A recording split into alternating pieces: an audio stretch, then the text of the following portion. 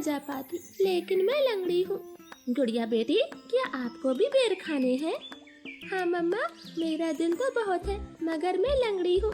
मेरी बेटी लंगड़ी है तो क्या हुआ, उसकी माँ तो स्वस्थ है। चलो आज मैं आपको बेरी के पेड़ पर ले जाती हूँ। आप भी जग्गू कुक्कू की तरह डाल पर बैठकर खूब बेर खाना। अब जल्दी चलो। फिर एक टोकरी में गुड़िया को बिठाकर मम्मा चिड़िया भी घर से बाहर चली जाती है। खट्टा मीठा बेर है, दिल कर रहा है इसकी गुठली भी खा जाऊं। नहीं जग्गू, गुठली नहीं खाना, बेर बहुत है, तुम बेर को ही खाओ। मैं तो कुछ बेर अपने घर भी लेकर जाऊंगा। कोको दोस्त, वो देखें, आपकी मम्मा भी इसी तरफ आ रही है, शायद उन्हें भी खट्टे मीठे बेर खाने होंगे। फिर मम्मा चिड़िया गुड़िया के साथ पेड़ पर बैठ जाती है। गुड़िया तो कई महीनों के बाद घर से बाहर आई थी, वो बहुत खुश होती है। यहाँ कितना अच्छा लगता है, खुला आसमान, चारों तरफ पेड़ पौधे और ताजी ताजी हवा। लो गुड़िया बहन, ये बेर खाओ, ये और भी मजेदार है। ऐसे वो तीनों गुड़िया को बेर तोड़ तोड़ कर खिलाते हैं। दूर छिपी हुई बुरी चील उन पर नजर रखे हुए थी।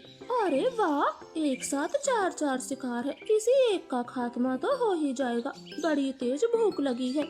फिर वो बुरी चील धीरे धीरे बेरी के पेड़ तक पहुंच जाती है और एकदम से उन्हें घेर लेती। जग्गू और कुप्पू तो डर के मारे मम्मा चिड़िया के पीछे छुप जाते हैं। सब ऐसे ही खड़े रहो, अगर एक भी भागा तो कच्चा चबा जाऊंगी, बड़ी तेज भूख लगी है मुझे। नाना चील जी, हमें जाने दे, हमारी जान बख्श दे, छोटे बच्चों पर रहम करे। नाना चिड़िया, किसी एक को तो अपना शिकार बनाकर ही खाऊंगी।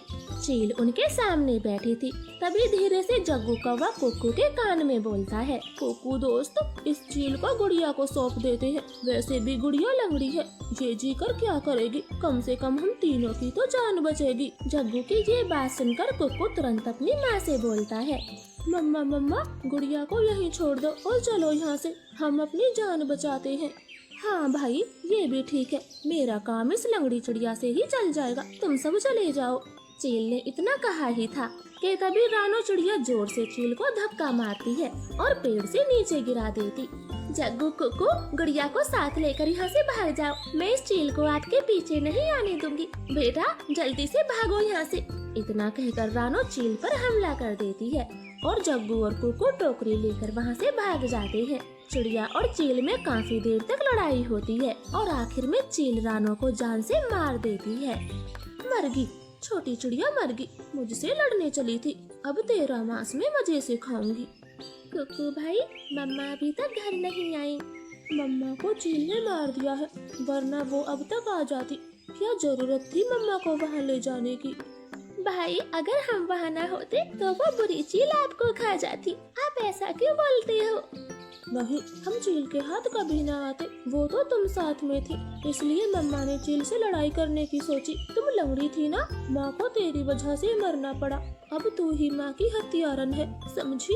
ऐसे कुक्कू तो गुड़िया को ही दोषी ठहराता है। अब गुड़िया का ध्यान रखने वाला कोई नहीं था।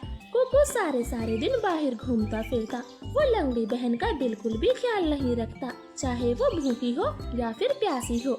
भाई, सुबह से रात हो गई है, आप मेरे लिए कुछ खाने को नहीं लाए?